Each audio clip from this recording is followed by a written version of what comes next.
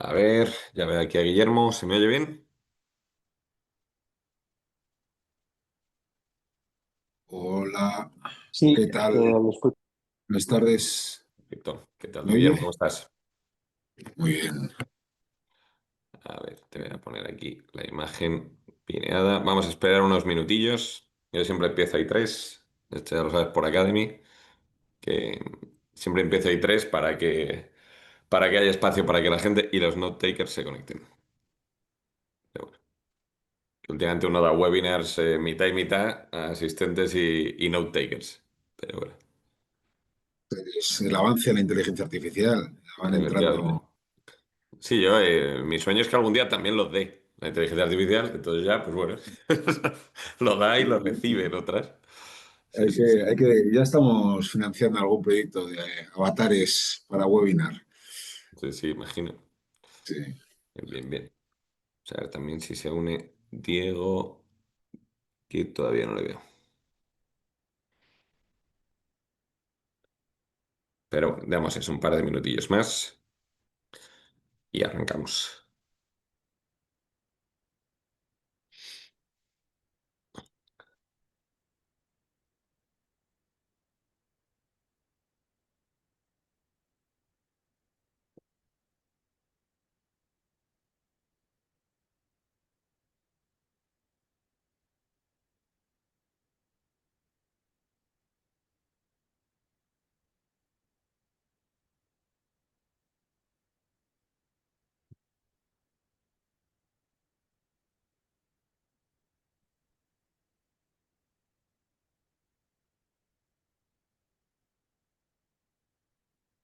Espera otro minutillo, imagino que Diego se unirá ahora. Por si acaso voy a escribir.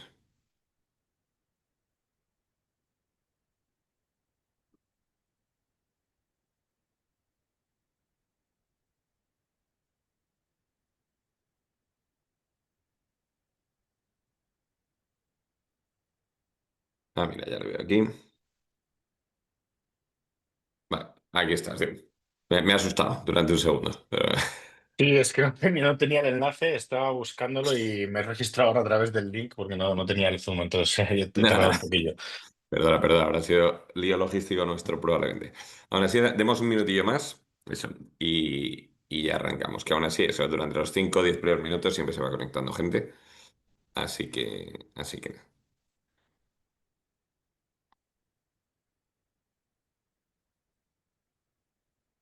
A ver, más.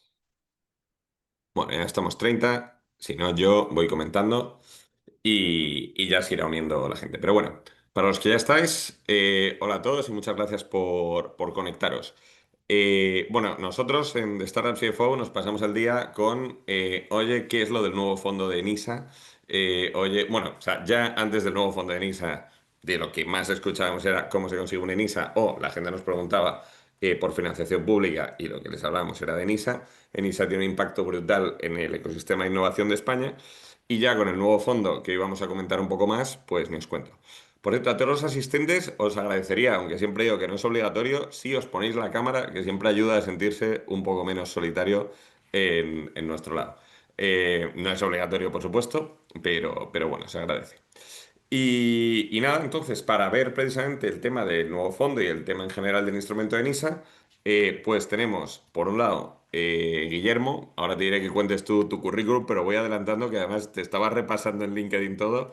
Has sido CEO en España de Bipark, has estado en Intra, has fundado tus propias empresas, o sea, has ido por 100.000 derroteros y has acabado en comunicación en ENISA. Y eso, y, joder, me parece un perfil chulísimo y que conoces muy bien lo que son las empresas por dentro, así que se agradece tenerte en el lado público. Y por otro lado, Diego Pérez, cofundador y CTO de Niformat, que te estaba repasando y veo que estuviste en Clarity desde el muy principio, yo creo, pues te veía 2017 y si no me salen mal los números, que todavía seguías en la carrera o prácticamente, hasta Lead Engineer y ahora ya cofundador de Niformat. Así que nada, la verdad es que una trayectoria chula y muchas gracias los dos por conectaros. Y bueno, por si no me conocéis o si no conocéis la empresa y habéis llegado por otro lado, yo soy Jaime Medina, soy Managing Partner de Startup CFO, donde llevamos pues tanto la parte recurrente del día a día de las startups en el ámbito financiero, es decir, desde la parte de contabilidad fiscal laboral a la parte de reporting y forecast, parte de controlling y CFO de alto nivel, y también, por otro lado, la parte de ayudar a obtener financiación pública. De hecho, con Anyformat, lo que comentaremos es cómo trabajamos hace ya año y medio, creo, un año, año y medio, para conseguir el ENISA. Entonces, bueno, lo primero haría cierta introducción de vosotros dos en primera persona y vuestras organizaciones. Luego me centro un poco más en la parte del préstamo con Guillermo y luego un poquito más en la parte de la experiencia con Anyformat. De todas formas, cuanto más conversacional, mejor. El que quiera hacer preguntas, yo tengo aquí abierto el chat y las podemos coger sobre la marcha sin el más mínimo problema. Así que nada, me callo y comencemos. Don Guillermo, ¿cómo está usted? Presentación en plan currículum y también de NISE, del instrumento. Pues la verdad es que encantado de estar aquí contigo, Jaime, y con Diego, en este espacio, ¿no? Este espacio de la innovación aquí por la tarde, un martes, y poder compartir con vosotros esta horita, ¿no?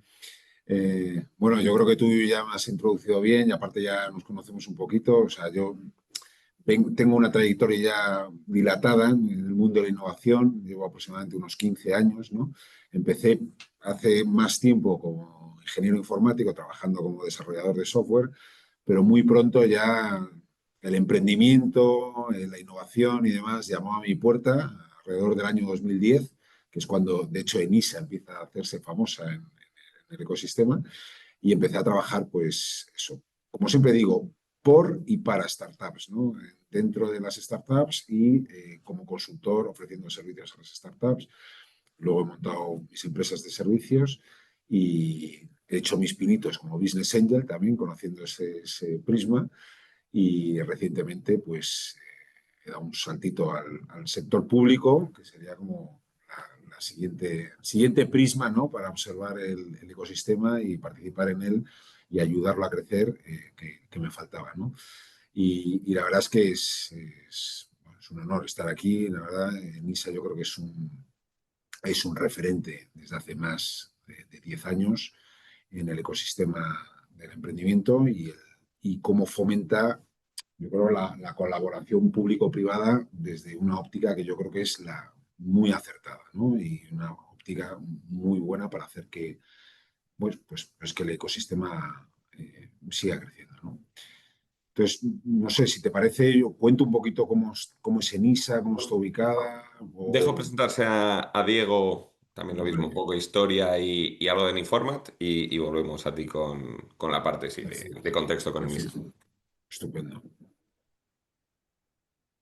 Perfecto, pues nada, muchas gracias Javier también por tenerme aquí y Guillermo también por compartir el espacio y poder compartir nuestra experiencia desde Niformat, que la verdad que fue una maravilla y Eranis ha sido una muy gran ayuda y lo está siendo todavía, vamos, que aunque lo hicimos ya hace un año, todavía seguimos utilizando esos fondos. Y nada, yo soy Diego Pérez, cofundador y CTO de Niformat, como decía, como me has presentado antes. Entonces, nada, un poco mi experiencia, como decías, ¿no? Yo estaba en la carrera antes de acabar la carrera y un segundo ya me puse a hacer cosas porque me aburría. Y estuve un añito en el BBVA y después, antes de acabar la carrera, empecé en Clarity. Fui el primer empleado full-time employee de Clarity. Que Clarity, para el que no la conozca, es una scale-up que ya son más de 300 empleados y más de 500 millones de valoración. Y nada, empezamos allí por 2017.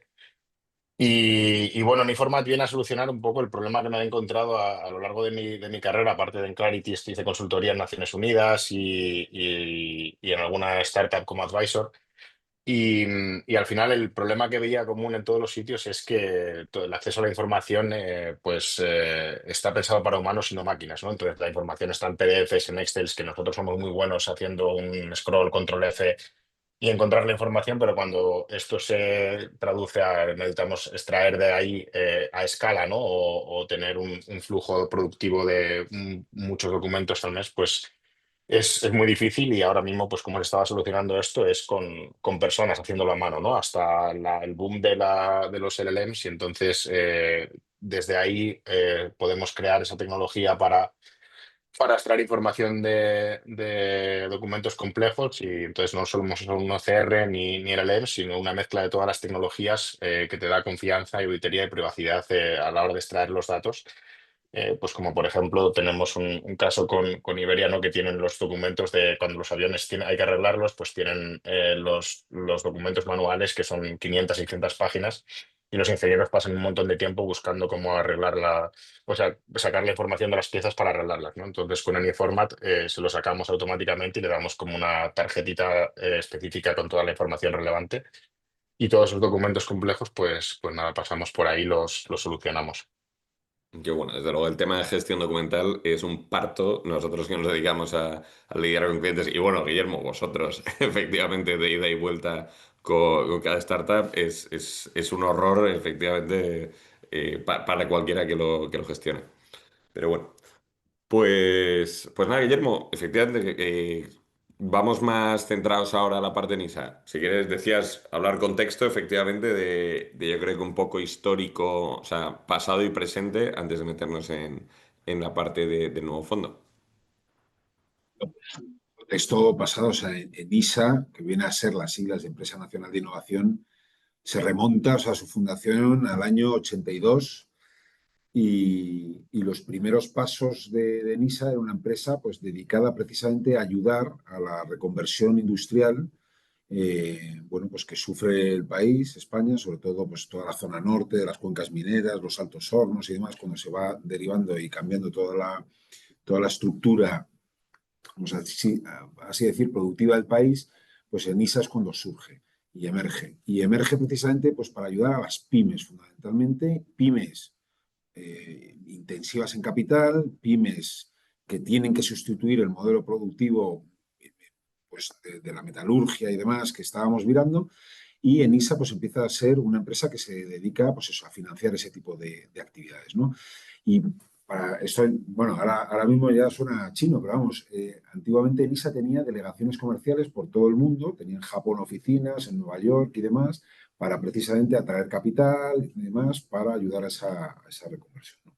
Y eso es un poco a lo que se dedica y el origen y la naturaleza de crecimiento y de la razón de ser de Enisa, ¿no? Pero, y funciona así, haciendo muy pocas operaciones, pero de alto volumen, hasta aproximadamente el año 2010, ¿no? Que es cuando, bueno, pues aquí sufrimos el desastre de la crisis económica y de repente pues hay un sector que es un sector emergente, el sector digital, el sector de las startups empieza a coger tracción y no había ningún tipo de entidad que las financiase, ¿no? Perdona que te Entonces, corte. Cuando dices operaciones grandes que hacía anteriormente, pero era sobre todo de facilitar capital a startups españolas más que fuera dinero del propio Enisa. claro, o sea, Enisa era como un vehículo, lo que atraía era capital, también hacía operaciones de deuda como las que se hacen Vale. ahora y también antiguamente era un fondo de fondos, ¿vale? Un poco lo que está haciendo el CDT ahora con Invierte, pues Enisa tenía eso y de hecho todavía tenemos operaciones como fondo de fondos que seguimos manteniendo desde entonces, ¿no? Vale. Pero ese es como el NISA histórico y luego a partir de 2010 empieza ya un nuevo NISA que es el que vivimos hoy en día, ¿no? Que es un NISA que, bueno, pues viene a suplir esa parte en la cual el capital privado no fluye, el capital bancario está totalmente drenado y seco, que eran, pues eso, año 2009, 2010 y demás, y había que financiar pues un nuevo motor económico en el país, que es el motor basado bueno, pues en la economía digital, y entonces no llegaba ahí el dinero, ¿no? Y ahí la nueva misión de NISA es esa, la de fomentar precisamente esa cultura del emprendimiento a nivel nacional y lo que se lleva haciendo desde 2010 es precisamente financiar startups, pymes y startups, y también certificar startups, y esto es más reciente y es a raíz de la ley de startups, ¿no? Que esto tiene aproximadamente 2 años. Entonces, prácticamente NISA lo que hace en el ecosistema son, como servicio, financiar y certificar, que yo creo que son dos herramientas extremadamente De importantes. todas formas, no mezcladas también, o sea, porque, quiero decir, nosotros lógicamente atraemos mucho a la audiencia que es tipo startup, pero no tiene por qué ser startup certificada una empresa para recibir el ENISA. No, ahí son caminos y servicios completamente distintos. Por un lado está la financiación que tiene que cumplir la empresa una serie de requisitos, que si luego los comentamos aquí, y por otro lado la certificación, que son otro tipo de requisitos en los cuales nosotros nos apoyamos para poder certificar ante la sociedad española, por así decir, si una empresa es una startup o no, que son unos criterios objetivos y unos criterios subjetivos basados en la innovación, el grado de innovación y el grado de escalabilidad que tiene una empresa, ¿no? Y eso son principalmente las dos acciones que hacemos, ¿no? Y, y eso, cuando hablamos de startups y hablamos de emprendimiento y hablamos de, bueno, pues de un poco las actividades que hace NISA, a mí me gusta, bueno, hacer hincapié y mostrar que no solo financiamos tecnología, ¿no? O sea, cuando nosotros nos estamos refiriendo a que financiamos innovación, estamos hablando en el sentido amplio de la palabra, ¿no? O sea, yo siempre digo que innovación es un término muy manoseado, es un término que todo el mundo está en boga de todos los procesos y de todo el mundo lo utiliza. Sin embargo, es una palabra que es muy amplia, ¿no? Y puede ser interpretada de muchas formas. Y cuando un emprendedor se dirige tanto a un capital privado o a un capital público, tiene que saber más o menos, tener claro cuál es el concepto de innovación que tiene ese fondo o esa entidad pública para financiarlo, ¿no? Y nosotros en ENISA lo que tenemos es un concepto amplio, ¿no? Que es un poquito el concepto que recoge muy bien la Fundación Cotec con una frase que viene a rezar con que la innovación es todo cambio, no solo tecnológico, basado en conocimiento, no solo científico, que aporta valor, no solo económico. Y con esto que estamos queriendo decir, que nosotros cuando financiamos y cuando certificamos, no solo nos ceñimos al deep tech, ¿no? O a la innovación disruptiva, sino que vamos un poquito más allá. Vale, también pregunta ya Daniel, que por cierto, cuantas más Sí, preguntas en el chat, mejor, que esto sí, va de contestar y de dar información útil, ¿eh? O sea, como si descarrilamos. Me pregunta Daniel, ¿qué entendemos por certificación? Ser calificado como startup en España y añadiría yo qué implica o qué ventajas tiene. claro. Bueno, como comentaba, la certificación es algo que hacemos desde hace 2 años aproximadamente, ¿vale? Y esto es a raíz de la ley de startups. La ley de startups lleva implícitas una serie de ventajas para los emprendedores, otras para los inversores y otras para las sociedades, ¿no? ENISA, al ser una empresa pública, las empresas públicas, por dar un poquito de contexto, no tienen la capacidad de legislar, pero lo que sí tienen la capacidad es de ejecutar política pública, ¿no? Entonces, en el caso de la ley de startups, nosotros tenemos la potestad de certificar si una empresa es una empresa emergente, ¿vale? Y a partir de ahí que tenga una serie de beneficios. Eh, ¿En qué nos basamos para certificar si una empresa es emergente? Pues primero, en unos criterios que son los objetivos, que básicamente tiene que ser una empresa creada hace menos de 5 años, 7 años para empresas más deep tech, por así decir, o sector farma, o sector de biotecnología, que tienen periodos de maduración más largos, tiene que facturar menos de 10 millones de euros, tiene que estar domiciliada en España, tener el 60% de la plantilla en España, no cotizar en ningún mercado regulado, tiene que ser, esos son los criterios objetivos, no puede salir de ningún tipo de operación societaria de dudosa reputación. Y luego, una vez que tenemos eso, lo que medimos es el grado de innovación o de escalabilidad, ¿vale? Y esos ya son criterios un poquito más subjetivos, ¿no? Eh, y siempre cuando hablamos de innovación, en el sentido este amplio de la palabra, ¿no? De abarcar. Nosotros nos fijamos si es innovación tecnológica, innovación está en el servicio, si es innovación en el modelo de negocio, en el marketing, nos fijamos si hay modelos de utilidad, marcas registradas, si, bueno, en fin, ese tipo de caracteres. Y luego, para medir la escalabilidad, lo que nos fijamos sobre todo es, bueno, el tamaño del mercado al que se está dirigiendo esta compañía, tipo de competidores que tienen, cómo han crecido esos competidores, tanto en mercados nacionales como en mercados internacionales, ver si el modelo de ingresos que tienen está desacoplado del modelo de gastos, es decir, si esa empresa empieza a aumentar en ingresos, no suben proporcionalmente esos gastos, y eso nos va definiendo un poquito tanto esos criterios subjetivos que estaba comentando de innovación y escalabilidad. Y una vez que tenemos todo eso, ¿qué es lo que podemos hacer? Nosotros, en nombre del Ministerio de Industria y Turismo, al fin y al cabo somos una empresa pública que cuelga de ese ministerio, podemos certificar y decir que esta empresa es una empresa emergente o una startup. Y con eso, implícitamente, ya puedes, por contestar a la pregunta, obtener beneficios eh, como, por ejemplo, inversores que entren dentro que inviertan como personas físicas, business angels, por ejemplo, dentro de la startup, pues se pueden beneficiar de una serie de beneficios fiscales por invertir dentro de ella, con lo cual dinamiza bastante pues, la entrada de inversores. Inversores que entren, extranjeros que entren a invertir también dentro de una empresa certificada, no hace falta que se obtengan el NIE, se agiliza muchísimo la obtención del NIE. Hay más facilidad regulatoria y menos costes notariales y se agiliza todo el proceso burocrático. En definitiva, hay una serie de ventajas también.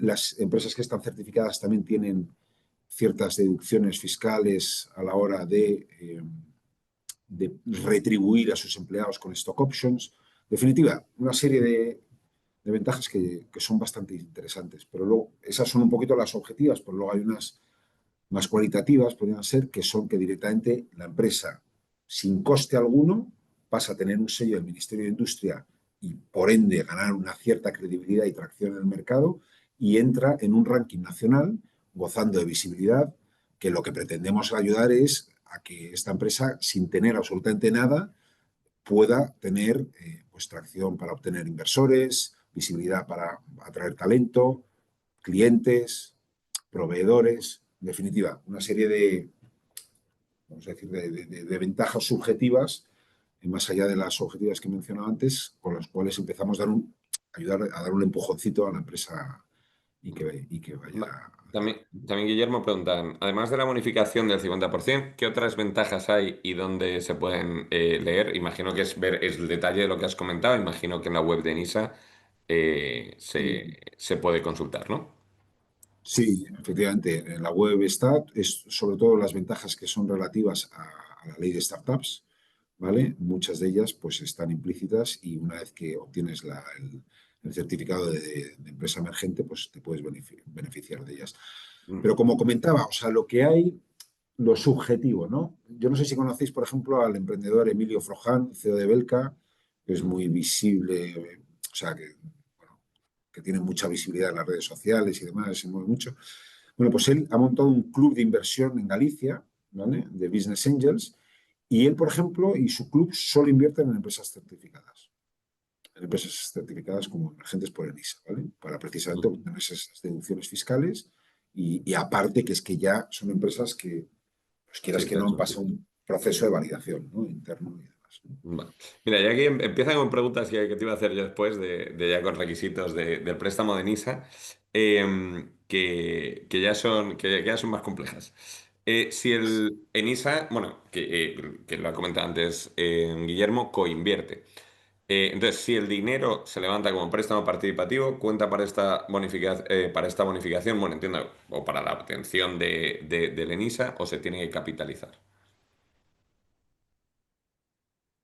Perdón, no he entendido muy bien la pregunta. Si el dinero O sea, ¿sí? si lo entiendo bien, si el dinero se levanta como préstamo participativo, ¿cuenta para poder obtener el ENISA o hay que capitalizarlo?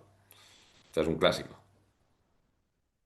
Bueno, nosotros, en cuanto a financiación, ¿vale? Ujú. Ahora me voy a centrar un poquito en financiación. Eso. Al final nosotros lo que somos una empresa sencilla de explicar, porque somos una empresa monoproducto. A comparar a un banco o cualquier, o un Inverredi o cualquiera que tiene 1000 líneas y formas de financiar, nosotros somos una empresa de monoproducto, financiamos con dinero público, que aquí voy a hacer un matiz, o sea, generalmente cuando la gente piensa en financiación pública, piensa en subvenciones directamente. Bueno, pues en nuestro caso no. Nosotros financiamos con deuda, ¿vale? Nosotros prestamos a largo plazo y es una deuda, bueno, yo siempre digo, muy amable, muy cómoda, muy bien diseñada para acompañar las primeras etapas o las etapas de alto crecimiento que pueda tener una startup, ¿no? ¿Y por qué? Porque bueno, es un vehículo de deuda que se llama el préstamo participativo, que al fin y al cabo lo que viene a ser es, bueno, un instrumento que, por cierto, es un instrumento, lo voy a contar como curiosidad, único en el mundo. No, jurídicamente, tal y como existe el mecanismo del préstamo participativo que ahora os cuento, no existe en ninguna parte del mundo. Bueno, es un instrumento, yo creo, de notable éxito por el impacto que tiene. Y es básicamente un instrumento que está a caballo entre el préstamo bancario tradicional y el capital riesgo. Pero lo bueno que tiene es que quita vamos, a mi juicio, las peores aristas que tienen las dos líneas, las dos formas de financiarse. Por parte del préstamo bancario tradicional, que es lo que elimina la exigencia de avales y garantías. ENISA presta con deuda y no exige avales y garantías a los emprendedores. Y por parte del capital riesgo, pues por así decir, molesta exigencia de tener que diluirte o exigencia de presencia en el Consejo, ¿no? Nosotros ni diluimos ni tenemos presencia en el Consejo. Aparte, ofrecemos periodos de carencia y vigencia a largo plazo. Es decir, o sea, puede estar el emprendedor sin tener que amortizar principal durante 4 años aproximadamente de media. Es deuda subordinada, es deuda que no imputa en el CIRBE, es decir, es una deuda que no molesta, es una perita en dulce para cualquier otro acreedor que quiera entrar más tarde o inversor a la empresa. Y bueno, nosotros lo que hacemos son ofrecer tickets de 25.000 euros a 1,5 millones de euros, pero como bien apuntabas, Jaime, con la característica de que nosotros nunca, nunca, nunca prestamos de forma autónoma. Nosotros siempre vamos acoplados a una ampliación de capital, ¿no?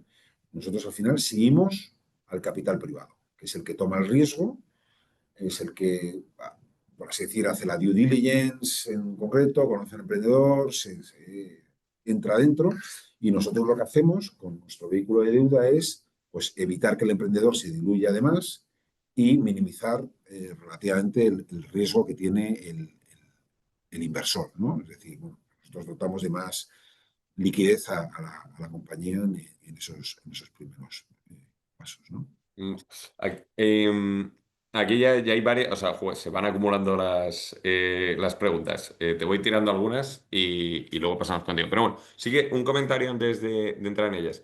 O sea, ese es muy buen punto. O sea, yo siempre digo, joder, hay gente que dice, Benissa es deuda, hay que devolverlo. Digo, sí.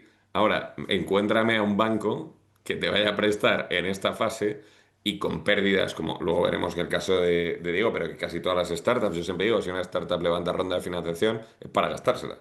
Entonces, a ver quién te financia en esa fase con pérdidas, con carencia a largo plazo y sin garantías y sin avales, una operación así. Es decir, ahí es donde está esa componente pública y de promoción de la innovación. Eso es, y ese fomento de la colaboración público-privada, es decir, o sea, al final nosotros seguimos los ojos de un inversor privado, que el inversor privado es mucho mejor alocando capital que lo que es las entidades públicas, ¿no? Y yo creo que por eso es una receta de Sí, éxito os esto. apoyáis en lo que tú has dicho. O sea, os hace la due diligence el decir, aquí hay un loco que ha decidido capitalizar en la Eso misma es. cantidad de dinero y dice, bueno, pues algo habrá visto. Bueno, mire, y aprovecho, como estamos en este foro así financiero y demás, y vosotros tenéis experiencia en esto, el cómo evalúa ENISA, ¿no? Los proyectos. Y me remito un poco a lo que decía antes, ¿no? Que al final estamos a caballo entre el préstamo bancario tradicional y el capital riesgo. Al final nosotros, ENISA, a la hora de analizar un proyecto, para empezar, no nos metemos excesivamente en el proyecto como podría hacer un CEDETI u otra entidad pública de subvención que lo que hace básicamente es financiar un proyecto. Nosotros financiamos una empresa, ¿vale? Eso es lo primero. Entonces, no nos metemos mucho en el proyecto y lo que hacemos es un análisis financiero puro y duro, pero financiamos, o sea, el análisis que hacemos es tipo bancario, ¿vale? O sea, nosotros lo que miramos al final son ratios de los que mira típicamente un banco a la hora de financiar un proyecto. Lo que pasa es que la particularidad es que un banco lo que hace es coger una empresa y analizar hacia atrás, hacia el pasado, y nosotros, al revés, lo que hacemos es mirar hacia el futuro de la empresa, pero con ojos de banco, ¿vale? No con ojos de inversor privado. O sea, nosotros no miramos unit economics, ¿vale? Ni los CACs, ni los LTVs, ni valoraciones.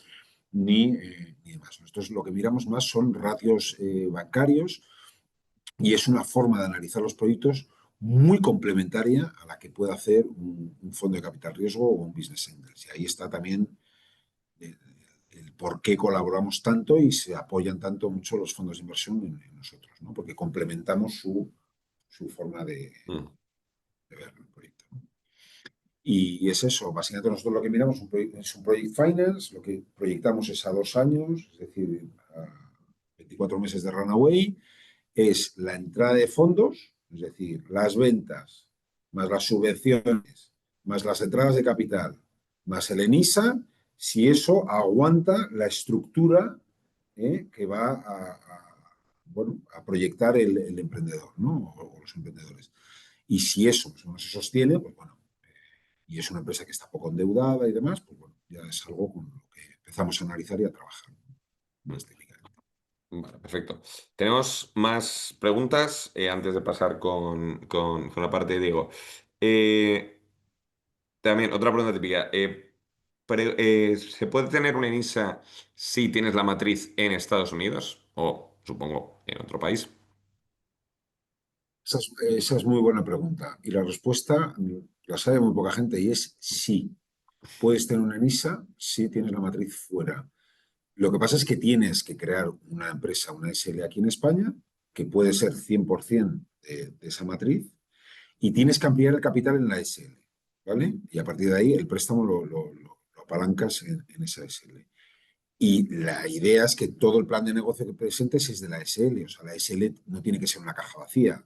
O sea, no nos vale un buzón comercial aquí en la calle Orense, ¿no? Tiene que ser, bueno, pues una caja que contrate gente y tiene que ser una caja que facture también, ¿vale? Es decir, si tu estructura sostiene Mm. eso y no todo se va a facturar o contratar desde la empresa principal, pues es un proyecto que se podría ver, ¿vale? Sí, yo al final a la gente se lo resumo un poco haciendo un back to basics y decir, a ver, o sea, el objetivo de NISA es que se cree empleo e innovación en España. Este proyecto lo Exacto. crea, sí, me da igual que entonces que el capital esté donde sea.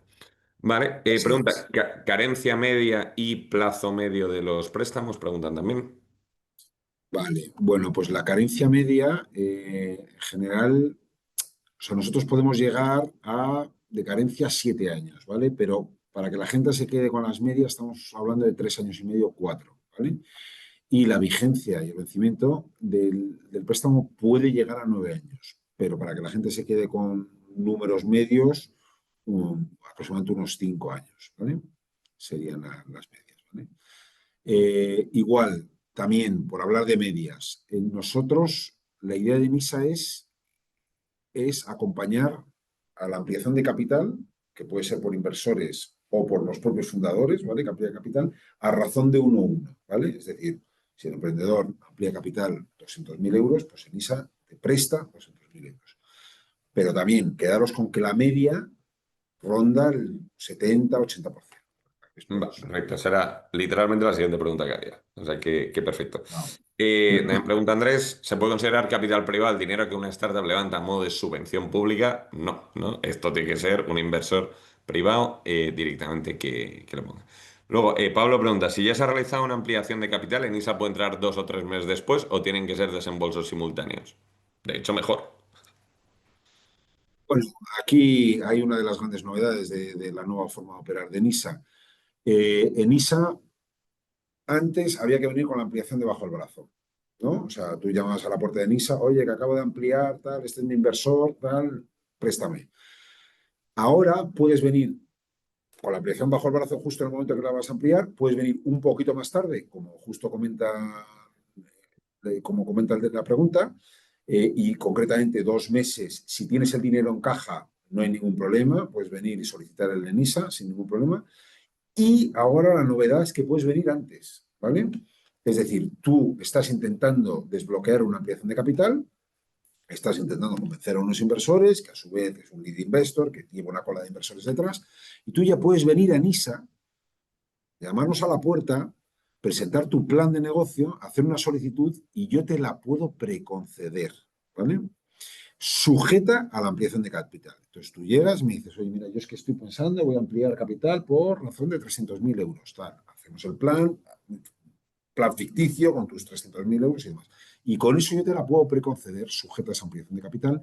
¿Con qué objetivo? Con que tú te vayas al inversor y le muestres una serie de credenciales. Es decir, oye, que NISA ya me ha hecho, los analistas de NISA he pasado por todo el proceso y estarían dispuestos a financiarme si tú entras dentro del sistema, ¿no? Entonces, bueno, con eso estamos ayudando a desbloquear un montón de rondas. Eso, vamos, sí, pues yo si fuera el inversor digo, oye, yo meto 10 pero va a haber 20 en la empresa. Oye, pues bienvenido sea. Ignacio me pregunta, ¿financia Inisa la startup si aún no tiene tracción en el mercado o no entra early stage? Esto también es un buen punto porque sabemos que entráis early stage, pero define qué queréis ver. Aquí, mójate para definir que hay algo de tracción. ¿Qué queremos ver? Mira, la atracción no es necesaria, ¿vale? O sea, no hace falta tener ventas. Es verdad que nos gusta que tenga ventas la empresa, ¿vale? Eh, entonces, nosotros financiamos muchísimos proyectos de Deep Tech, trabajamos con fondos de inversión como Behavioral Capital o Clave Capital, que trabajan con proyectos de larga maduración que no tienen ventas ni se las esperan en tiempos, ¿no? Vuelvo a decir, nosotros lo que nos gusta ver es una empresa relativamente seria, que tiene un cap table estructurado, básicamente lo que quiere buscar un fondo de inversión, que tiene un plan financiero mínimamente profesional, presentado de forma profesional y de forma seria bueno, que tiene cierto sentido. No nos gustan las empresas endeudadas, eso yo lo adelanto, o sea, las empresas con poca atracción y ya endeudadas, esas nos espantan muchísimo. Y luego nos gusta también ver un poco que hay cierta seriedad en el equipo emprendedor y decir, oye, mira, yo este dinero, ¿qué voy a hacer con él? O sea, saber para qué quiero el dinero. Es decir, no nos gustan los emprendedores que vienen, en general, pensando que emprender es levantar rondas de capital y financiarse. Emprender está hecho para resolver problemas que tiene el mercado con soluciones y cobrar por esas soluciones. Es decir, básicamente, el leitmotiv del emprendimiento es cobrar a los clientes, satisfacer a unos clientes que estarán dispuestos a pagarte su dinerito por la solución que tú les traes al mercado. Si esa es la filosofía que traes, en general, esa es una filosofía que nos gusta. Y si tú nos pides dinero junto al inversor privado y sabes en qué te lo vas a gastar para desarrollar eso, eso es algo que en general nos parece atractivo, ¿vale? Mira, te hago dos preguntas más y luego salto con Diego porque está aquí el chat con mucha tralla. Sí. Vamos, te junto dos. Te dice, ¿qué diferencia hay entre NISA ahora con el nuevo fondo y antes? Y hay otra pregunta que es, ¿cuáles son los plazos entre admisión y análisis? Que creo que se hablan, entre otras cosas. Bueno, las diferencias, que yo creo que esa es muy buena pregunta de cierre, ¿no? Respecto a lo antes. Lo primero que he comentado antes es que se cambia el orden. Puedes venir antes, Anisa. Yo creo que eso es algo ya muy positivo. Lo segundo, y también muy relevante, es que NISA antes tenía estacionalidad. Es decir, tú podías estar aprobado en enero, pero como el dinerito dependía de los presupuestos generales del Estado, y visto cómo está el Congreso hoy en día, costaba a veces eh, obtener ese presupuesto y había empresas que hasta octubre, noviembre no se las financiaba habiendo estado aprobadas en enero. Ahora eso ha desaparecido, ya no dependemos de los presupuestos generales del Estado, ya lo que tenemos es un fondo aparte, dotado de presupuesto de los fondos europeos y lo que quiero decir es que estamos abiertos 24 horas al día, 7 días a la semana, 365 días al año, ¿no? Tiempo de respuestas. Tiempos de respuesta depende mucho de la calidad de la solicitud, ¿no? En general, si vais acompañados con alguien que os lo prepara y os entrega una calidad, bueno, decente de la solicitud, en el plazo de un mes, mes y medio, y estamos bajando todavía más los tiempos, podéis tener la preaprobación entre admisión y análisis, habiendo pasado los dos procesos principales, ¿no? Bueno, luego el siguiente cambio que hay es, diría que presupuestario, ¿no? O sea, ENISA financiaba en torno a unos 100 millones al año, ¿vale? En tickets medios de 160.000 euros, es decir, estábamos mucho financiando early stage, pre-seed, seed, y ahora tenemos 303 millones que desembolsar hasta agosto del 26. Entonces, ¿qué es lo que vamos a hacer? Asumir más riesgo e intentar acompañar no solo en las fases iniciales, que por supuesto seguiremos financiándolas, pero también en otro cuello de botella que tiene la sociedad española, o por así decirlo, el sector, el ecosistema español, que es en la fase de crecimiento, ¿no? Queremos acompañar a fondos de capital riesgo en sus follow-ons y acompañarles en fases growth, básicamente.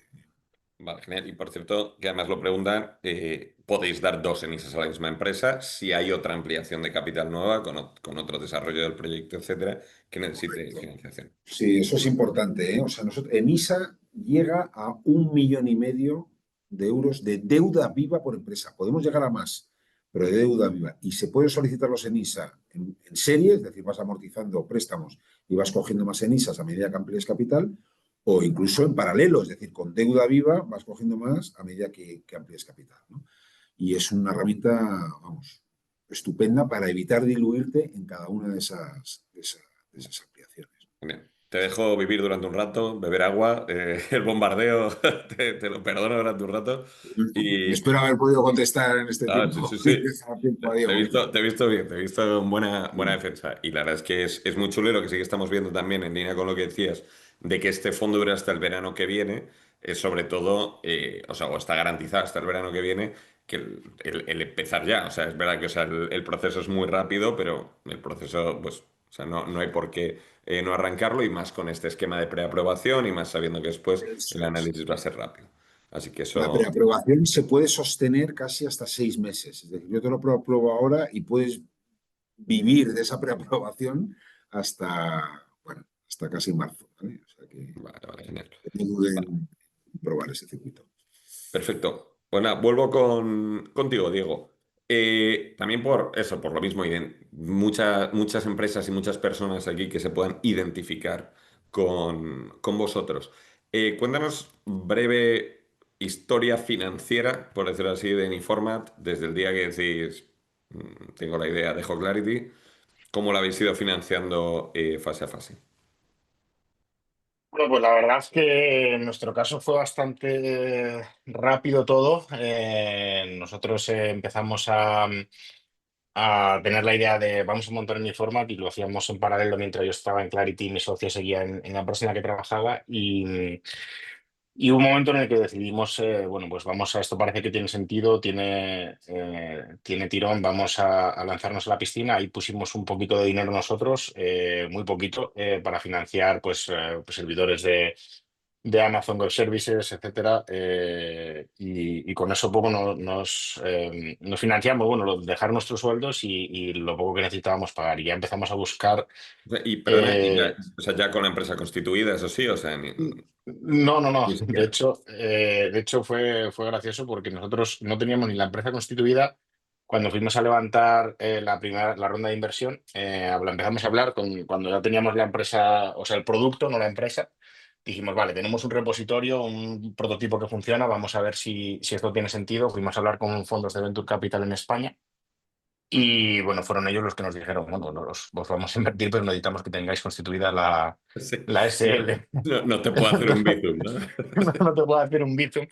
Entonces, ya cuando teníamos un lead investor, empezamos a hacer todos los papeles, constituimos la sociedad y, y bueno, levantamos esa ronda pre-seed de 560.000 euros con notas convertibles. Y desde ahí eso fue pues hace un año y medio Bueno, aproximadamente. ¿con qué fondos? Si se puede preguntar, si es público. Sí, en ese momento estaban For Founders y Abacnest. Vale. Eh, ¿Por qué préstamos convertibles, por cierto?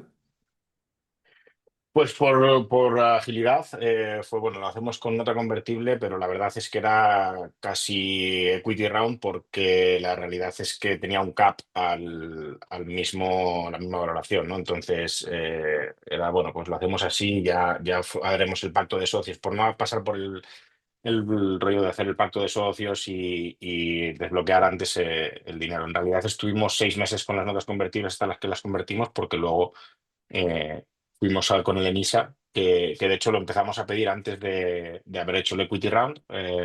Teníamos la nota convertible y empezamos a pedir el ENISA de la mano de Startup CFO con las notas convertibles y en cuanto tuvimos la preaprobación ya las convertimos para poder desbloquear el NISA.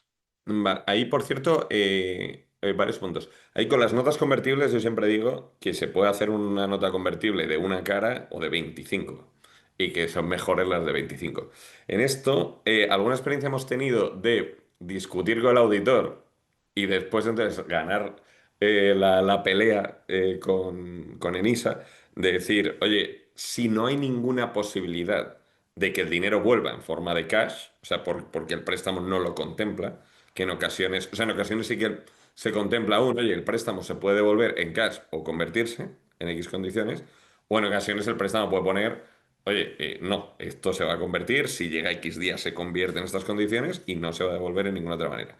Ahí, Guillermo, no sé si esta conversación, imagino, la habréis tenido antes y nosotros ahí intentamos pelear siempre eso. No obstante, siempre se puede capitalizar, efectivamente.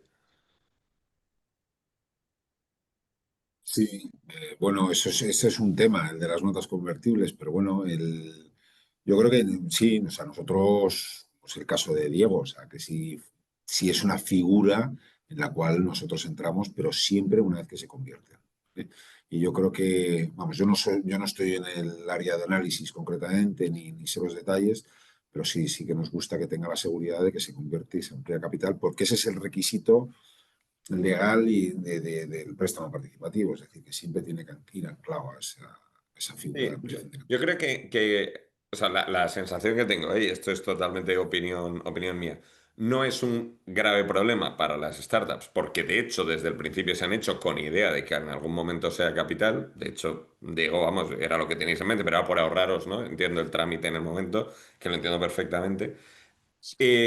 Pero yo creo eso, que con el tiempo, probablemente ya, con la figura del safe, que ni siquiera tiene interés, o sea, y que se va popularizando cada vez más, igual no me extrañaría que ya haya un momento que diga, oye, si es la intención del inversor, si es la intención de la startup, mm, o sea, que este dinero no va a salir como cash y a efectos prácticos como convertir. Me pegaría que en unos años, tanto para bancos, por cierto, por los bancos tenemos la misma conversación exacta. Y de lo que tú decías, Enisa mira con ojos de banco, hacia el futuro, pero con ojos de banco. Pero eso que a futuro, tanto con bancos como con otras instituciones, pues irnos acostumbrando, ¿no? Yo creo, a esa figura del préstamo convertible y del safe. No, hombre, yo creo que al final en el ámbito financiero también se están haciendo muchas innovaciones en torno a la agilidad, hay muchas formas ahora de financiarse y figuras y bueno, pues como todo hay que ir adaptándose, ¿no? Y adquiriéndolas, ¿no? Todas ellas. Perfecto, genial. Volviendo, Diego, a la evolución financiera, hacéis estas notas por 560.000, si te he escuchado bien, y convertís para obtener un ENISA de 150.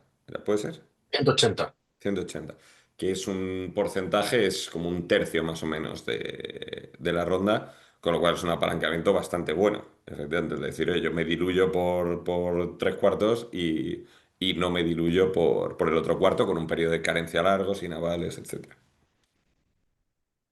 Justo. Perfecto. El proceso, por cierto, de pedirlo, ¿cómo lo describirías? ¿Cómodo, no cómodo?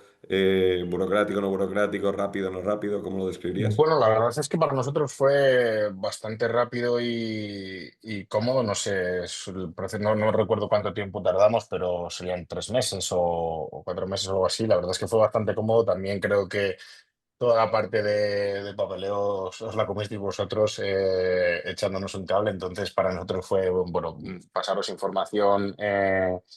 Que nos ibais pidiendo y sí que trabajamos un poco en conjunto en preparar la memoria y en bueno, el business plan y tal, pero bueno, fue bastante sencillo y rápido, diría. De hecho, fue tan rápido que tuvimos que, cuando volvimos a llamar a los fondos, oye, que ya tenemos el ENISA preaprobado, hay que convertir las notas. Era como, joder, sí, sí, acabamos de estar haciendo la nota. No sé, tardaríamos a lo mejor desde que levantamos con la nota convertible hasta que lo convertimos, hay 6 meses de diferencia y no empezamos directamente con el ISA. Entonces yo creo que más o menos serían unos 4 meses en tener la preaprobación. Qué bueno. Ahí respecto a papeleos, Guillermo, te diría que no deberíamos existir los consultores de ayuda pública en un mundo ideal. Pero sí, efectivamente, hombre, por el lado de NISA como entidad de dinero público, obviamente tiene que hacer unos checks. También, por cierto, nos pasa a veces que nos preguntan de sectores controvertidos para financiación de NISA. Decimos, hombre, con dinero público es complicado. Pues esto es parecido. Obviamente la due diligence que tenéis que hacer y el proceso burocrático es intenso. Consultores, no solo hacéis el trámite burocrático, o sea, yo creo que al final yo trabajo en consultoría de innovación muchos años y es un elemento más del ecosistema emprendedor, igual que los emprendedores, los inversores, los consultores, y hay un trabajo de scouting y de conocimiento del mercado, de conocimiento de dónde están los focos de innovación en los países, y de ir a rescatar y sacar esa innovación que está a lo mejor en un cajón y demás, y explicarles y de divulgación de las herramientas que tienen de financiación, que es fundamental, y eso lo hacen creo que las consultoras hacen eso, y la administración pública no llega al final ahí, o sea, es imposible, no es nuestra misión. Nuestra misión es más la de, bueno, proveer estas herramientas, ¿no? El Sí, trabajo. es verdad que, o eh, sea, está tanto, yo creo, el ayudar a conocer el inventario, el ayudar también un poco al, oye, ¿qué quieres ver o vamos a vestir? Obviamente dentro siempre de lo razonable y esto, pero, hombre, presume de lo que tienes que presumir y no presumas de lo que no. Y luego lo que nos ha pasado a veces, no es en el caso de Niforma, Diego, o sea, por no estar en el día a día, pero lo que nos pasa muchas veces es al empezar a hacer la solicitud de dime competidores, dime tamaño de mercado, dime ventaja competitiva, dime tal, o tener que hacer los números, el empezar a darle vueltas a la estrategia de la empresa. Es decir, o sea, es un análisis que muchas veces a la empresa dice, esto no lo habíamos preguntado con estas palabras. No sé si sería vuestra experiencia, Diego, o si tú, Guillermo, te has visto en casos parecidos. Sí, nosotros la verdad es que, desde luego, si no hubiese sido todo el proceso de financiación, tanto el de la due diligence de los fondos como luego la parte de NISA, hay muchas preguntas que no nos hubiésemos hecho, ¿no? Y no solamente ayuda a... O sea, no es una carga, que la es, pero esa carga te ayuda luego a tener un poco de claridad, a estructurar mejor el plan financiero, oye, dónde vamos a dedicar cada una de las partes, porque bueno, yo como digo, nosotros cuando empezamos a pedir un ISA, tenía la SL constituida pues 2 meses y llega, ¿no? Cuando empezamos a pensar en el ISA estábamos muy early, sí que ya habíamos justo empezado a vender, pero poca atracción y estábamos muy early y todo esto nos ayudó bastante oye, ¿qué es lo que vamos a dedicar el dinero? ¿Cuánto necesitamos? ¿Necesitamos más, menos? Y poner toda esta parte en hasta cuándo llegamos con ello. Sí que es bastante... Qué bueno. Y una yo creo que todo vez... ese, Sí, dime, perdona, Guillermo. Sí, sí, adelante. no, no, que todo ese ejercicio que un emprendedor cuando va a buscar recursos al mercado, sobre todo para financiarse, el- ahí ya se tiene que empezar a profesionalizar y un poco a analizar a sí mismo y empezar a entender en qué mercado se está moviendo, cuál es su tamaño, quiénes son sus potenciales clientes, competidores, cuál es su modelo de negocio, su ventaja competitiva. Al fin y al cabo, una serie de preguntas que a lo mejor en un principio, cuando uno empieza, lo primero que ha hecho es un MVP, ha conseguido un cliente, ha facturado, tira 4 facturas con ese, pero no se ha dado cuenta un poquito de dónde está, ¿no? Y cuando uno ya va a buscar recursos externos, pues obviamente esas preguntas las hace la administración pública, pero las hace también cualquier inversor privado. Es decir, oye, pero, o sea, bueno, y esa profesionalización, ¿no? Y esas preguntas, pues es parte de la maduración que tiene un emprendedor, a medida que va cogiendo volumen, ¿no? Y bueno, es un proceso sano, ¿no? Por lo que hay que pasar. Qué bueno. Perfecto. Y Diego, una vez desembolsada en ISA, ¿qué ha ido después en vuestra historia financiera breve, pero intensa? Sí, bastante intensa. Bueno, después hicimos una ampliación de la Presid con otro fondo que entró, que fue un poco oportunista, y entre ese otro fondo que desembolsó otros 150.000, que el fondo es de Celera, no sé si os suena. Ujú. eh, con eso y Lenisa, pues si no hubiésemos tenido bastante más presión para levantar la siguiente ronda, dado que obviamente no somos rentables ni esperamos serlo en el corto plazo, ¿no? Sí que esperamos ser rentables y mucho en el medio largo plazo, pero bueno, a partir de ahí nos dio bastante margen entre esos 180 de Lenisa más 150 que entraron después, que si no hubiésemos estado, pues ahora ya sin runway, y de esta manera, pues ahora estamos levantando la siguiente ronda ya con bastantes mejores métricas de tracción. Estamos pasando ya, acabando procesos de due diligence con algún fondo, que eso todavía no es público, pero sí que estamos cerrando nueva ronda. Y eso, el haber tenido esa parte de Lenisa nos ha dado mucho margen a negociar con Runway, ¿no? Y oye, ¿qué necesitamos, cuándo? Y nos dio ese tiempo que necesitábamos para conseguir las métricas de tracción, para poder presentarnos a la siguiente ronda, que ya no vale con tener un prototipo, ¿no? Pues ahora ya a quién hemos vendido, qué mercado estamos atacando con mucha más claridad. Y bueno, gracias a eso, pues hemos tenido esos 4 meses más de 4 o 5 meses más de runway, que nos ha permitido jugar mejor con los tiempos a la hora de levantar la siguiente ronda. Es que eso, ahí hay un factor crucial, o sea, no es solo el diluirte menos hoy. Ah, bueno, perdona, Guillermo, sí.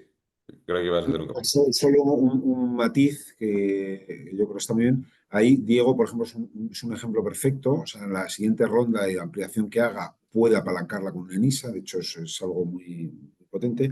Pero también quería matizar un poco, sobre todo para los jóvenes, los que estéis empezando justo ahora. En ISA os he comentado antes que llegamos a 1,5 millones y esa es nuestra voluntad y ese es el servicio que damos. Pero para poder pasar, tenemos un threshold en 300.000 euros. Es decir, nosotros, si la empresa tiene menos de 2 años, no podemos pasar los 300.000 euros de deuda viva con la empresa. ¿Vale? O sea, que por ejemplo en el caso de Diego, no sé exactamente cuánto tiempo tienes, pero yo sé que el último de NISA es del año pasado, ¿no? Sí, No sé si se justo puede tenemos decir. año y medio, no llegamos a 2 años ahora, será justo dentro estamos en año y medio, un poco más. Pues ahí, mira, sería un ejemplo además muy ilustrativo, es decir, si tú ahora amplías capital y no han pasado los 2 años y no has auditado las cuentas antes de la siguiente ampliación de capital, no podrías pasar los 300.000 euros de deuda. A partir de esos 2 años ya podrías llegar hasta el 1,5 millones. No sé. Entonces, un poco para que también lo estructures y yo creo que es un dato Justo, importante. sí. Nosotros una conversación bastante habitual con clientes, el decir, oye, auditemos, que podemos conseguir bastante más en ISA. Aparte, por cierto, muchas veces los fondos top, que además es el que, Sí, a nosotros nos han pedido ya la auditoría de cuentas, claro, por el supuesto, los vuestro es top, fondos. el que está viniendo es un fondo top, la verdad. Y muchos eso lo que dicen es, oye, desde ahora audita, que le da tranquilidad y tal. Entonces yo creo que ahí se une y nosotros a muchos les decimos, hacer una primera auditoría es un infierno, mejor hacerla cuando la empresa es más pequeña, con la ventaja adicional. O sea, primero, porque la vas a tener que hacer si las cosas van bien y con la ventaja adicional de que NISA efectivamente pasa de esos 300.000. También hay un cálculo más financiero, pero a ver si os lo explico más fácil. Es bastante fácil de ver el efecto de decir, oye, si yo un cuarto de la ronda, como es en vuestro caso, un cuarto de la ronda lo consigo en deuda y no en equity, me diluyo un cacho menos. Perfecto. Pero hay otro adicional que creo que es un poco más difícil ver. Dices, estira 4 meses el runway. Esta conversación la he tenido con algún CEO que dice, bueno, pues no es para tanto. Y digo, ya. Pero si estás duplicando año a año, como muchas veces ocurre en fases iniciales, si estás duplicando año a año y la valoración es relativamente proporcional al, a la RR, que muchas veces es así, a los ingresos recurrentes, hacerla 4 meses después es un 30% más. Si es un 30% más, estás probablemente haciendo la siguiente ronda a mayor valoración porque has conseguido llegar más lejos gracias al dinero de esta. Y ahí hay otro cacho de dilución que te ahorras. Es decir, en mi opinión, el efecto es doble, el corto plazo y el de la siguiente. Así que poca broma. O sea, nosotros ya ahí en fases más avanzadas, también lo que hacemos es ya empezar a contar también con bancos, precisamente con el mismo argumento. Decir, oye, cada mes de runway a futuro, si tu empresa va bien, va a ser una pasta, que la financiación que de verdad es cara es la del equity. Hay algún otro CEO más amateur nos dice, bueno, pero el equity es gratis, pues no lo tengo que devolver. Y digo, prueba, vuelve en 5 años, pídele de vuelta esas acciones y a ver cuánto te cobra. Y me cuentas si ha sido gratis, si es al mismo precio.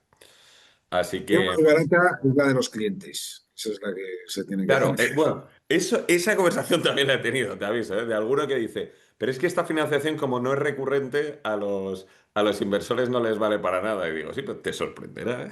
Pero esos 100.000 euros, por ejemplo, se van a quedar en tu casa, no se los vas a devolver a nadie, no te diluye, y es una fuente de financiación fantástica. Pero, Fíjate con tus clientes y ya verás lo bien que van a ir el resto de líneas de financiación. sí, sí, sí, totalmente. Eso desde luego.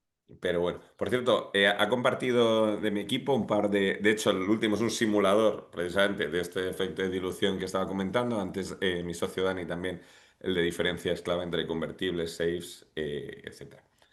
Pero bueno, son 6:00. Conociéndoos tendréis una call ahora, acto seguido, y no quiero abusar de vuestro tiempo. Sí que, vamos, sobre todo por el lado de Guillermo, me atrevo a decir que cualquiera que tenga dudas, se haya quedado una casuística en el tintero o lo que sea, que os escriba a vosotros o a nosotros con toda paz. Bueno, estamos para atenderles y eso, sin ningún problema. Perfecto, genial. Luego pregunta Víctor ahora justo si podemos compartir la sesión, por favor. Si no me equivoco, sí, eso, justo. Dani comentaba que vamos a mandar recap del webinar y creo que lo solemos colgar siempre en YouTube también. Así que nada, 1 millón de gracias, Guillermo, 1 millón de gracias, Diego. Y A nada, vosotros. cualquier cualquier duda aquí estamos y seguimos en contacto. Muchas gracias. Gracias. Hasta Hasta luego. luego. Gracias a todos.